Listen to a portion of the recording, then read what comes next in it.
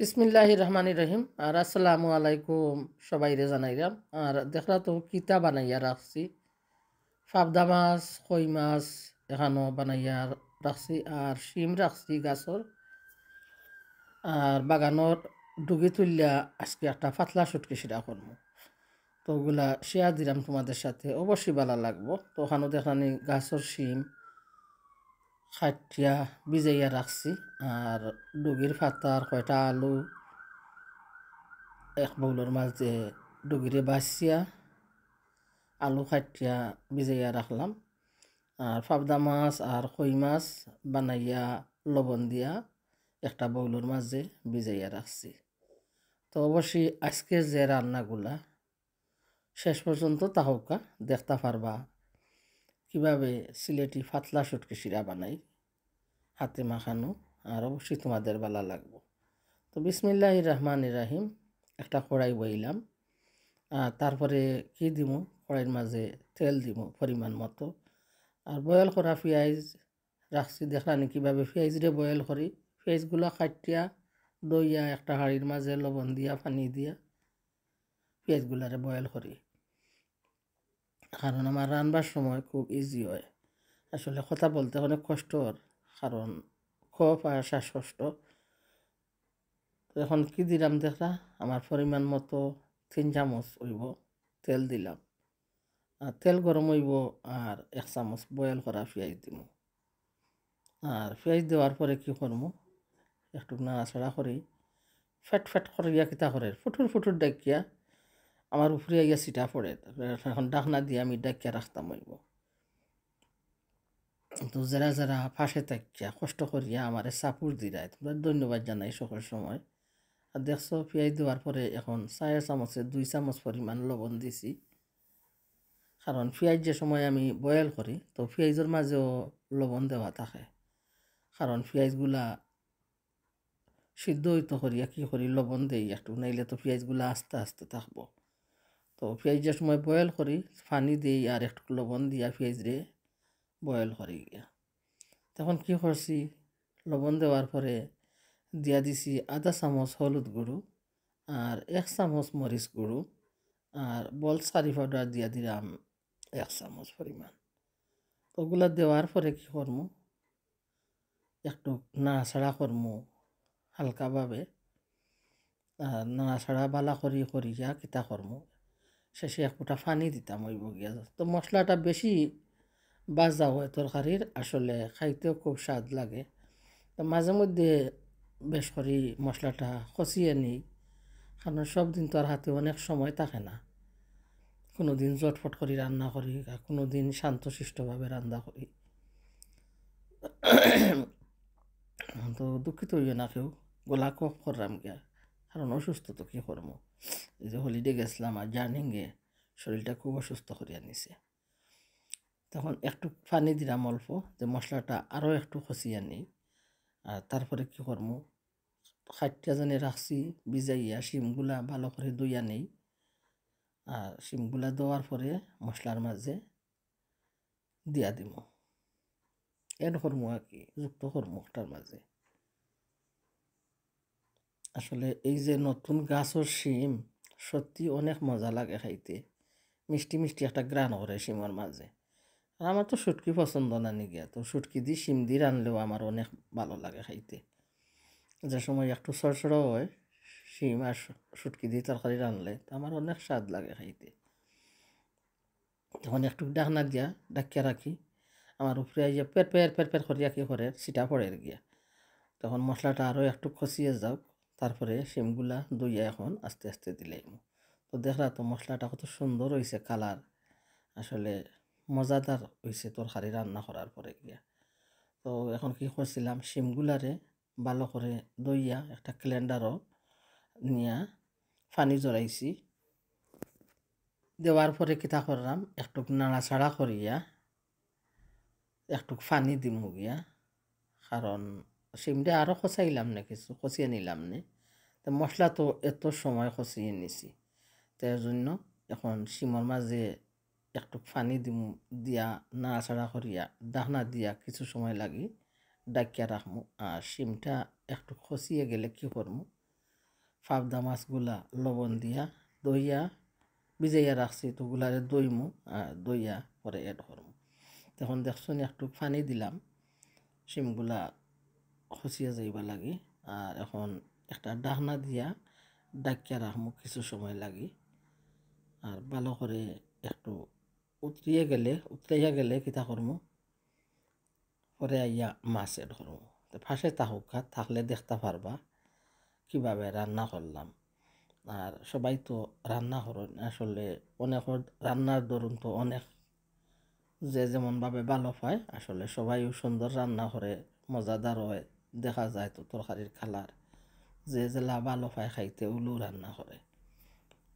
কেউ কি চায় খারাপভাবে রান্না করতো, মজা হইতো না, খাইতো না, সকলেও চায় মজা হইতো, খাইব। তখন আমিও চাইছি জেলা খাই ওগুলোও মজা হইতো, একটু খাইতাম পারতাম। তখন শিমটা কি হয়েছে, ভালো করে একটু বক করে উতরাইয়া গেছে। তো এখন যদি আরও কষিয়ে নিই শিমগুলা ভাঙ্গিয়া নরম হয়ে যাব একবারে। তো তার জন্য কি করলাম, এখন মাছগুলা ধুইয়া আস্তে আস্তে দিয়া দিব। মাছ দেওয়ার পরে কি করব, একসাথে পানি দিয়া ঢাকনা দিয়া আর 12 ডাকিয়া রাখবো।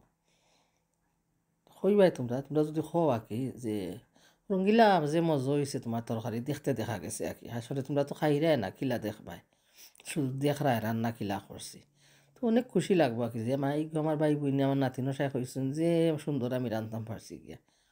তখন দেখছো পাবদা মাছগুলা কি করছি, দুয়া অনেক ডিম হয়েছে, আসলে ডিমগুলা ভাঙ্গিয়া কি হয় গুঁড়া গুঁড়ো হয়ে যায় গিয়া। আমি দিয়া দিছি, আলাদা ডিমগুলারে ফ্রাই করি না, আসলে আলাদা ডিমগুলা যদি ফ্রাই করতাম তরকারির মাঝে চিত্রিয়া বারোয় না গিয়া সুন্দর থাকলো না। আমিও দিয়া দিলেছি, খেয়াল করছি না এত কিছু, কিন্তু রান্নার পরে আমি খেয়াল করছি যে ডিমগুলা ভাঙ্গিয়া এন্ডা বিরান হয়ে গেছে। এখন একটু নাড়াচাড়া করছি আর পরিমাণ মতো কি করবো, একটু জল দিমু, তারপরে ডাকিয়া রাখবো। তো এখন কি করলাম, কইলাম যে তোমরা রে আজকে আমার খাওয়ার আছে কিতা সিলেটি ফাতলা শুটকি শিরা, কারণ অনেক দিন হয়েছে ফাতলা শুটকি শিরা খাইছি না। তো শুটকি তো আমার জীবনের অনেক মজার জিনিস না নাকি। তো পাতলা শুটকি শিরা করছি, ছোটো ছোটো সাদা ডাটা জেনে, তো ওগুলারে দিয়া আর কই মাছ দিয়া আজকে শুটকি শিরা করবো। আসলে কই মাছ আমার এত পছন্দ নাই, দেশও খাইতাম, আসলে খুব ভালো লাগতো, কিন্তু এখন কই মাছ এত ভালো পাই না, কিন্তু হঠাৎ মনে চাইছে কই মাছ দিয়া শুটকি শিরা। দেশে তো আমরা শিং মাছ, কই মাছ, মাগুর মাছ ওগুলা দিয়া করতে যে মজা লাগতো। তো ফাতাগুলা কিতা করছি, দইয়া সুন্দর করিয়া একটা হাঁড়িতে নিলাম, আর কই মাছরেও বানাইয়া দইয়া সাথে দিয়া দিছি। এর সাথে আলু আছে, লবণ দিলাম, আর দিলাম মরিচ গুঁড়ো, লবণ দিছি দেখছো 4 চামচে 2 চামচ, আর মরিচ গুঁড়ো দিছি আধা চামচ, হলুদ গুঁড়ো দিছি আধা চামচ, আর দিমু কি বয়েল করা পেঁয়াজ। তো ওই সাথে আমার শিমগুলা কি হয়েছে, একটু ঢাকনা দিয়ে ডাকিয়ে রাখছিলাম, তখন দেখি শিমগুলো খসিয়ে গেছে। তখন আমি পানি দিলেই জুলাকি, নাইলে শিমগুলার মাছগুলা ভাঙ্গা যাইব। পরে দেখাইলাম শুটকি শিরা কেমন করিয়া করলাম। এইগুলো চুলার উপরে বসাইল, তখন যদি খেয়াল করি না তে মাছগুলা ভাঙ্গিয়া গুঁড়া গুঁড়ো হয়ে যাব।